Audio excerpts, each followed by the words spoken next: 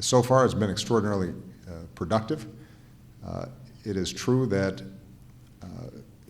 not for the first time, when we come here, there ends up being issues around security and press access. And part of the reason is because we insist on a certain approach to our press pool, for example, that other countries may not insist on. We think it's important that the press have access to the work that we're doing, that they have the ability to answer questions. And we don't leave our values and ideals behind when we take these trips. It can cause some friction. It's not the first time it's happened. It doesn't just happen in China. It happens in other countries where we travel. I think this time maybe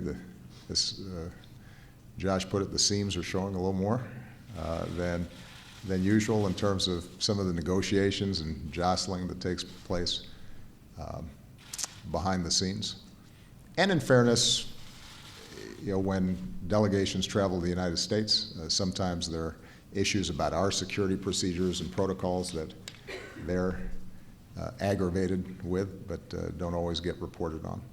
But none of this detracts from the broader scope of the relationship.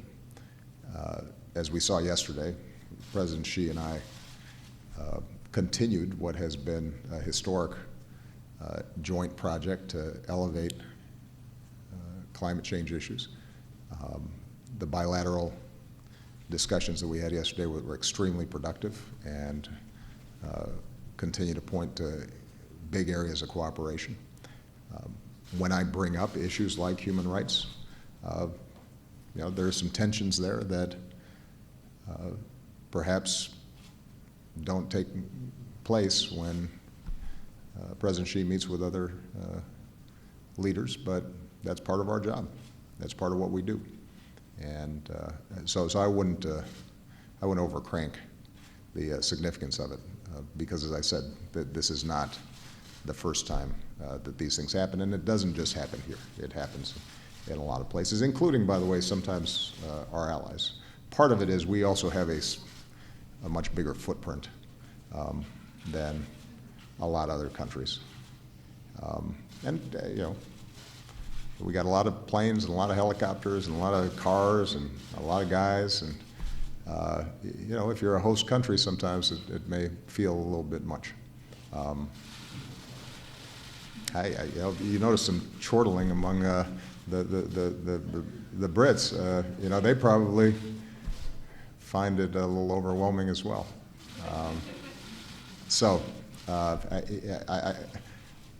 But the one thing I will say is we don't make apologies for pushing a little bit harder when it comes to press access, and that's been the case from my very first state visit here. And we don't always get everything that we'd like to see, but we think it's important for us to at least stand up for those values.